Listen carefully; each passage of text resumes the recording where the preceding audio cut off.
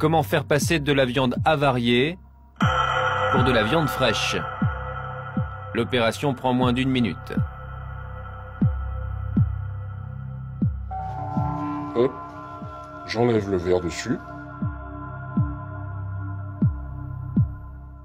Je mets le rôti. Je le barbe. Je prends la ficelle. C'est ni vu ni connu.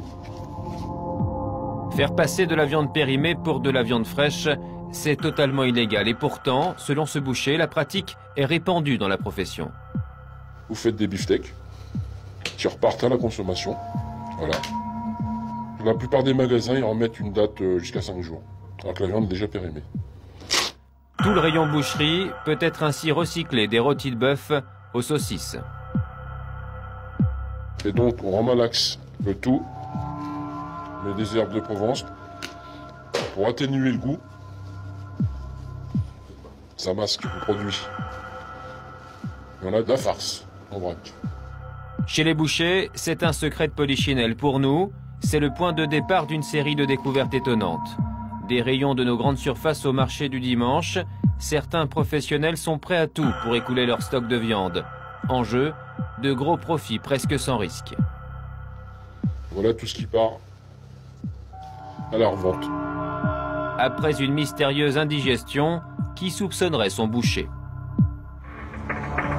Cette pratique illégale, un employé de supermarché a décidé de la dénoncer. Jean-Jacques travaille dans une grande enseigne nationale depuis 5 ans et ce qu'il a vu le révolte. Il y a à peu près 1 an, je suis allé rendre visite aux collègues qui sont au labo, à la boucherie, et donc j'ai découvert qu'ils étaient en train de faire de la remballe. Je n'avais pas bien compris le phénomène, et c'est après seulement que j'ai posé la question. Et là, ils m'ont expliqué comment ça se passait.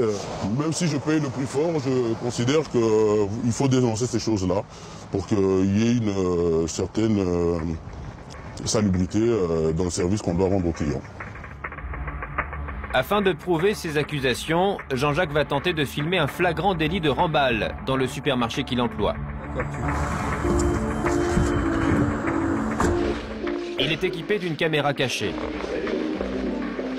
6 h du matin, les premiers employés prennent leur service.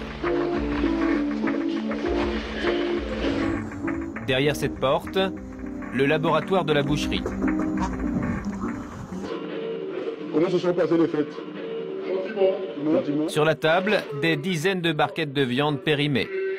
Ça c'est tout ce qui s'est pas vendu le week-end, là. Ouais, non, mais regarde, que je t'explique un truc. Ça, c'est ce qui s'appelle de la remballe. Ouais. Regarde, tu vois, du tranche de foie. Regarde, viens voir. Bon, c'est interdit, normalement. Mais ce qu'il faut comprendre, c'est que c'est de l'hypocrisie de toute la grande distribution qui se la font, ouais, pas de remballe et tout. C'est encore un marché de but. Et moi, alors, dans ce truc-là, à peu près, on a 10% de remballe. Moi, je te dis franchement, on a 10-15% de remballe. Le boucher se justifie. Cette fraude permettrait de vendre à bas prix. Tu vois ma viande, tu vois les prix. J'ai quand même un rapport qualité-prix qui est pas mauvais. Je peux même dire que je suis moins cher de la région.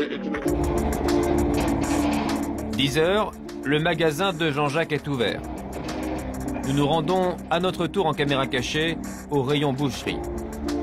La viande remballée y côtoie les barquettes fraîches.